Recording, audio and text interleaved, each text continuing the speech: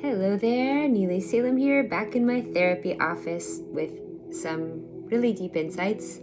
Actually, I think that perhaps this video can save lives.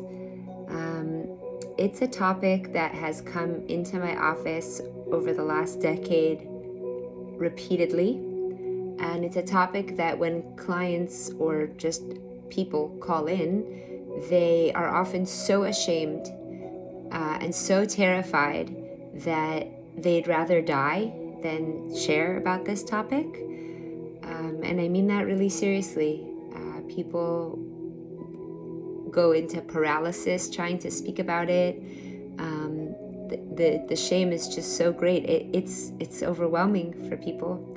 And so I was like, why don't I kind of blast the shame on this one and offer just some insights so that people know they're not alone, you know? So what is this life-saving topic? This life-saving topic is when people who consider themselves straight have gay or lesbian or bisexual thoughts. So first of all, let me just say, yes, of course I'm religious, and of course I love the Bible. And I'll say at the same time, yes, some of my best friends are self-declared lesbians and gay folk, and I love them with all of my heart, and I only wish for their success. And the following video is not a statement on what I feel about what anyone should do with their sex life. Not my business. And if you're my friend or my family member, I only have love and support for you. So this is not like Neely Salem gives her opinions on what people should do sexually. This is just Neely Salem has stood by and watched people nearly rather die than get past this, or get through this, or hold this, or cry over this, or smile about this, or laugh about this, or whatever everyone's response needs to be for them to feel healthy and well.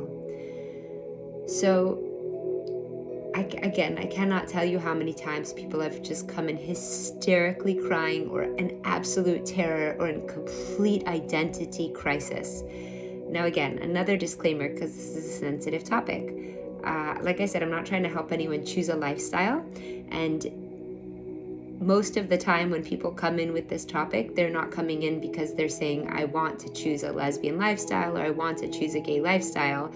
They're not seeking my advice on that either, and I'm not offering my advice on it. They're just in absolute terror and shame. So, got a few different points to cover here. First of all, I don't personally love the term straight or gay or lesbian because I think sexuality is just what we feel turned on by or attracted to, and that's often determined by if your body has a sensation in it. For a woman, it's a sensation. For a guy, it's a rise, Okay, so the body reacts. Mazel tov. The body reacts.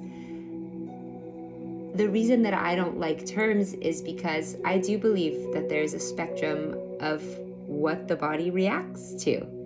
And we really have two options here. We can punish ourselves, demean ourselves, degrade ourselves, make ourselves feel like outcasts or sinners if our body has a sexual reaction to one thing or another. Or we can observe it and say, oh, that's interesting. That made my body react. That made my heart flutter. That put thoughts in my head. And here's what I want to say to you. Mazel tov. So what? So what? We live in such a sexualized society. Hollywood spends millions and millions and millions of dollars for you to see billboards and movies and TV of highly sexualized images. So it's really not such a surprise if you're going to have thoughts or feelings or reactions in your body, your heart, or your mind. That just means you're a success of every industry that's trying to throw sexuality in your face. So for example, if you're a woman and you felt attracted to another woman's breasts, or because you saw something or you accidentally came across porn or whatever it is, okay, so your body reacted. What if we just loved and accepted ourselves? And for men, oftentimes it's even harder and it's even worse. I guess the stigma of gay is less offensive than the stigma than lesbian in today's society.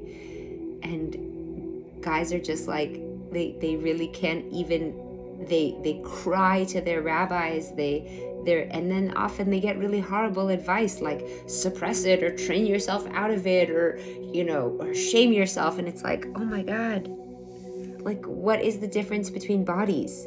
There's female bodies and male bodies. I'm not even gonna get into trans, this, that, identity, gender. No, not touching any of that. It's not my topic.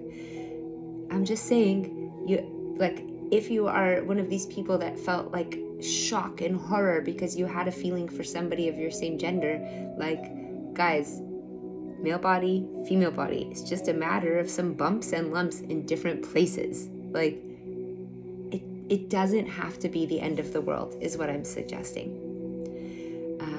So then people will say, but what if I'm a lesbian? But what if I'm gay? So say, okay, so how about we just respect and honor you, and we'll walk the path 1 foot at a time, and we'll figure it out, and you'll choose the lifestyle you want. And that's like shocking for people. Or people who are married might say, but I'm married, what do I do? Then I have a question for them. I say, well, do you want to stay married to your spouse? And most of the time the answer is yes.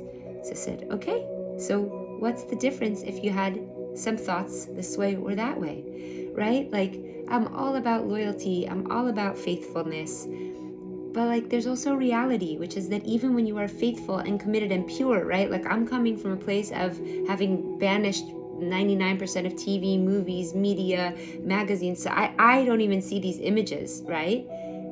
But it is so understandable that even when you're married, there's going to be that cute waiter. There's going to be a cute waitress. There's going to be somebody in shul you think is pretty. There's going to be a hot rabbi. Like, what are you going to do? Well, what do? You notice the feeling, and then you return to loyalty with your spouse. You don't flirt. You try not to go there. And what really helps, if you don't want obsessive thoughts, is self-acceptance. Like, I don't really know.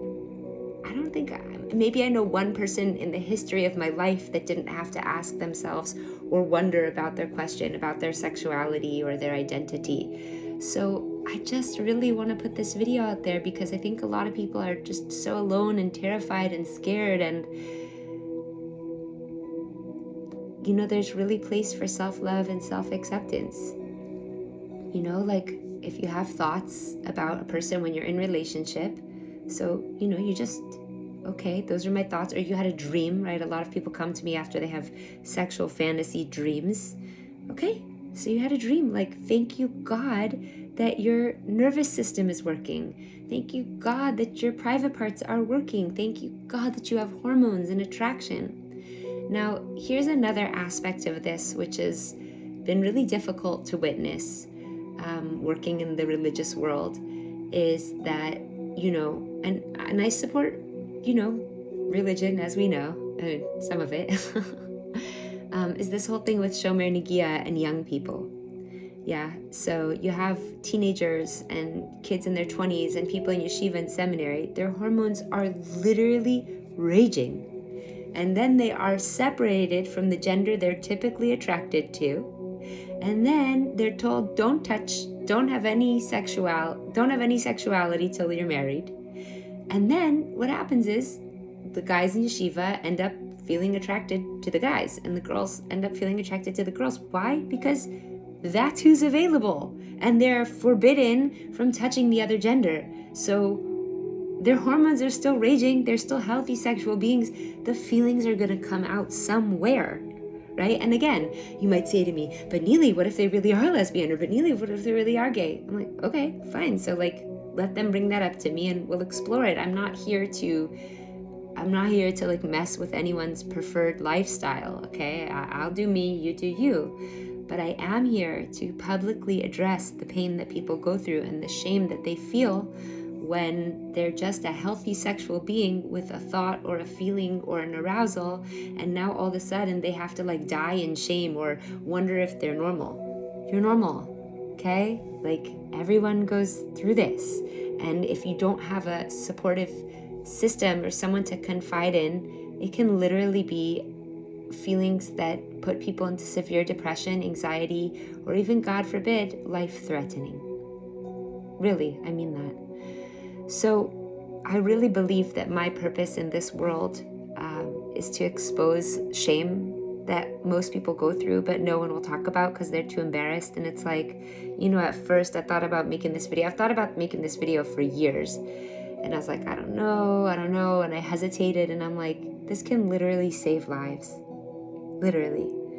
So yeah, just a very simple, calm message to say that we are all just humans. Please God, we have healthy sexuality, desire, arousal, which means you will feel things in your body. You will react. And then really the only healthy response is, oh, how interesting. I had that thought. I imagined that thing. I had that fantasy. I felt this feeling. Okay, guess what? We can love and accept you. You can love and accept you. And if you want further counsel, you can seek it to know how to choose to live your life. And that's okay too. But it's completely normal and understandable. The only advice I would say is, recently this conversation again came to my office. And so I said, listen, if you are watching R-rated movies and if you are watching porn, then yeah, you can contribute to the health of your thoughts and your feelings by cutting those things out, because it's really detrimental to the soul. I'm not here to lecture, but porn and R-rated movies and these images that we see perhaps on social media, everybody knows they're detrimental. I don't have to say it. And it's understandable. We live in a world and people do this, and I'm not shaming you if you do this. But if you did want to lessen this experience, if it is difficult for you, there are ways you can cut back. The eyes are the windows to the soul. So whatever you put in there will have an impact on your physical experience and your thoughts. But if that's not your story and you're still dealing with this and it's really hard and embarrassing, I love you, and it's going to be okay. And you can seek counsel, and I just want you to know that pretty much everybody I've known, male and female, has been through this question and through these emotions and through these difficulties. And so, yay, humanity trying to figure out how to lead their lives and do so with love. And that's really all of our experiences in life. It's not the circumstances that matter or the challenges. It's, again, how we treat ourselves when we go through these circumstances and thoughts and feelings and fantasies and challenges. Can you love and accept yourself through them? And the main point is that no matter what you find out about yourself, you have the right to love and honor and accept and support yourself through it. So I hope that was helpful. Of course, I'm here for therapy work with people, but that's not why I'm making this. I'm just making this because, if I could save some lives, I want to. So, lots of love. Thank you for just being real with each other, with the world, because I think that's how we're going to really elevate the global consciousness, is when we start being real with the struggles that pretty much everyone goes through, whether it's this or motherhood or marriage or body or money struggles. We're not alone. We're all, even the ones that look perfect and smiley and happy, everyone's going through it. So let's just love and support each other and have compassion in the meantime.